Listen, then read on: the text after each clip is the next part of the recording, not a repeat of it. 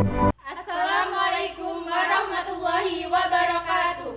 Kami dari kelompok 8 akan menyampaikan video tentang penyuluhan alat kontrasepsi. Saya Nurrohmah Dewi Febrianti. Saya di sini berperan sebagai ibu bidan. Saya Nurhana Alfianti Widyaningsih. Saya berperan sebagai klien 1.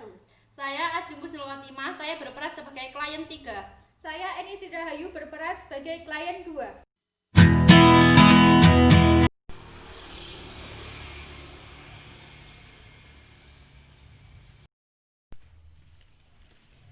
Ibu-ibu, besok Ibu Bidan Febri mau mengadakan penyuluhan tentang kontrasepsi. Wah, kebetulan aku juga pengen tahu apa itu kontrasepsi. Boleh juga Bu Hana, saya juga pengen tahu apa itu kontrasepsi. Ya udah, besok kita datang ke Posyandu Mawar ya jam 9 pagi. Oke Bu Hana, saya besok akan berangkat sama Bu Eni. Assalamualaikum Bu Bidan. Waalaikumsalam Ibu, mari Ibu duduk silakan. Bagaimana ibu-ibu? Ada yang bisa saya bantu? Begini Ibu, saya Ibu Ajeng dan Ibu Eni ingin mengikuti penyuluhan tentang metode kontrasepsi. Walah, baik Bu Hana, Bu Ajeng, dan Bu Eni. Saya akan menjelaskan macam-macam metode kontrasepsinya ya Bu. Baik Bu, saya akan menjelaskan macam-macamnya ya Bu.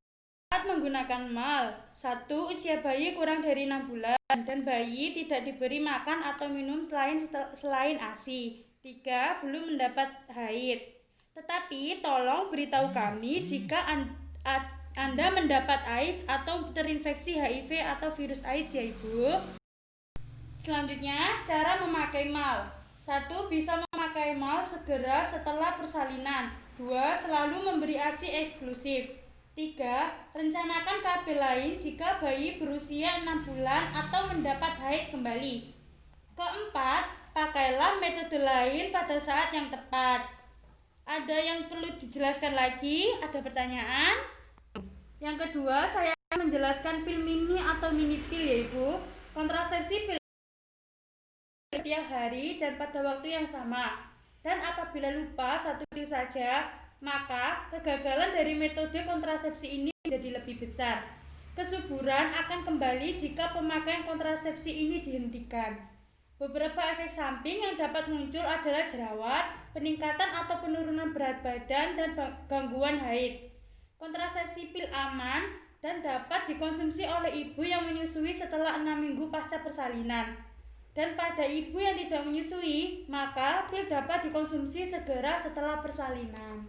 Yang ketiga, ada implan atau susu. Metode kontrasepsi implan merupakan kapsul batang mengandung hormon progestin. Dipasang di bawah kulit dan efektif selama 3-4 tahun, tergantung dengan jenis implan yang dipasang. Kontrasepsi ini tidak mengganggu ASI dan pengembalian tingkat kesuburan sangat cepat setelah pencabutan implan. Untuk efek sampingnya, mungkin dapat muncul adalah perubahan haid bulanan, sakit kepala, nyeri perut, dan rasa tidak nyaman pada payudara. Yang keempat, ada IUD, alat kontrasepsi dalam rahim. Alat kontrasepsi dalam rahim atau lebih dikenal dengan sebagai IUD merupakan pilihan kontrasepsi pasca salin yang aman, efektif. Penggunaannya bisa digunakan dalam jangka panjang dan dipasang dalam rahim untuk menjepit kedua saluran yang menghasilkan indung telur sehingga tidak terjadi pembuahan. IUD dipasang dalam 10 menit setelah plasenta lahir pada persalinan normal dan langsung pasang waktu operasi pada persalinan sesar.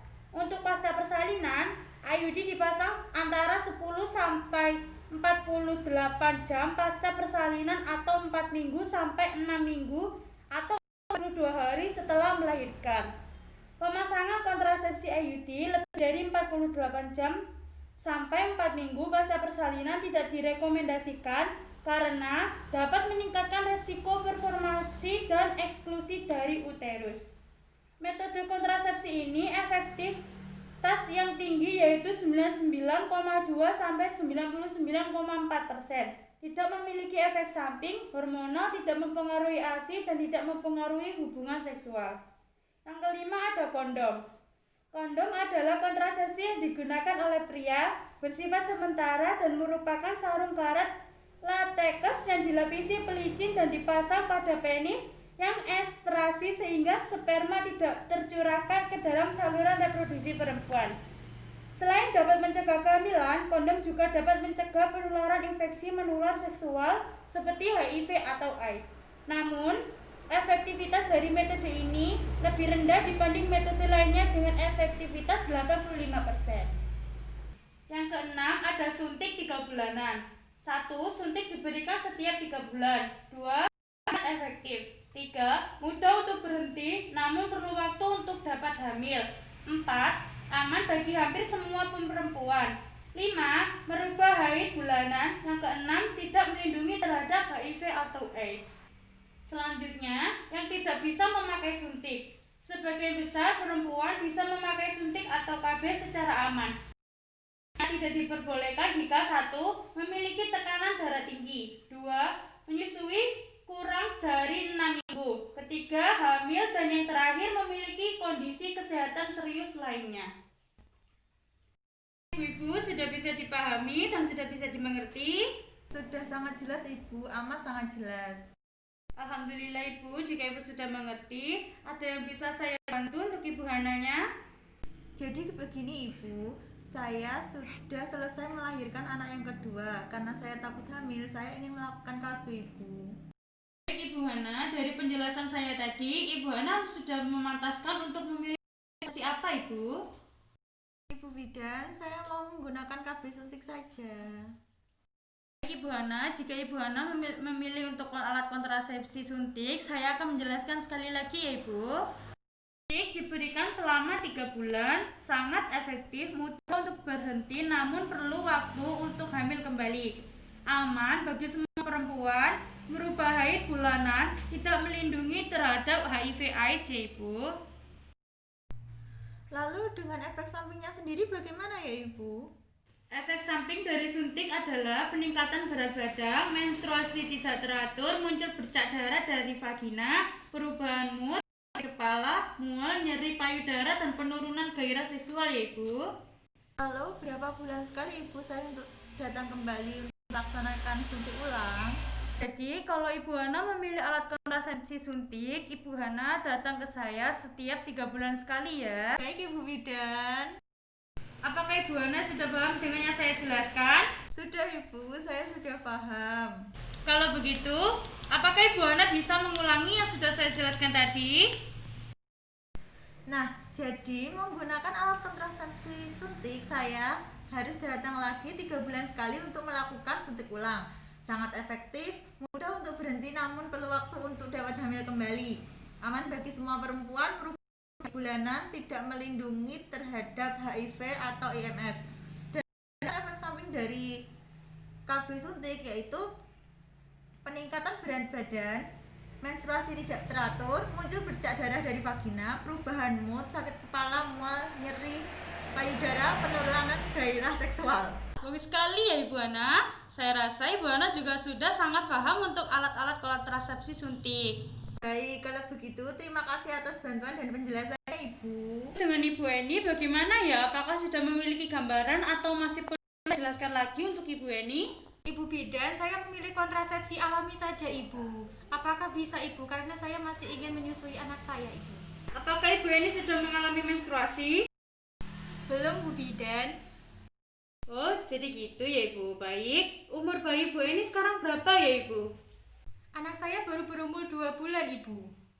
Bayi Ibu Eni selama 2 bulan sudah diberi makan selain ASI apa belum? Belum pernah Bu, masih ASI saja. Baik Ibu Eni bisa mengikuti kontrasepsi alamiah. Saya akan menjelaskan tentang kontrasepsi alamiah yang akan Ibu Eni ikuti. Metode kontrasepsi alamiah atau bisa disebut MAL ini bersifat sementara yang dapat digunakan setelah persalinan ibu cara kerja pemakaian evaluasi.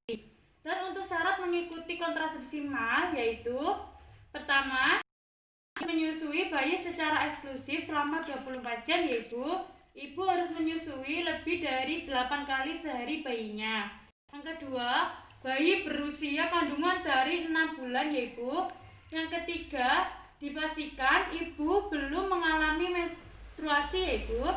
Dan untuk resiko kehamilan tingginya yaitu apabila ibu tidak menyusui bayinya secara benar. Apakah Ibu Eni sudah paham dengan yang saya jelaskan? Sudah Ibu Bidan. Bagaimana untuk Ibu Ajeng? Ibu Ajeng memilih alat kontrasepsi yang mana? Saya masih bingung Ibu, saya diskusikan dulu sama suami saya dan keluarga saya. Soalnya suami saya lagi di luar kota Ibu. Walah, begitu ya Bu Ajeng. Baik, apakah ada yang bisa saya bantu lagi untuk ibu-ibu? Baik Ibu, saya rasa sudah cukup. Baik Ibu, kalau begitu saya dan teman-teman saya pamit dulu ya Ibu. Terima kasih Ibu. Baik Ibu, terima kasih kembali. Selamat datang kembali Ibu. Isi Ibu. Assalamualaikum. Waalaikumsalam ibu-ibu.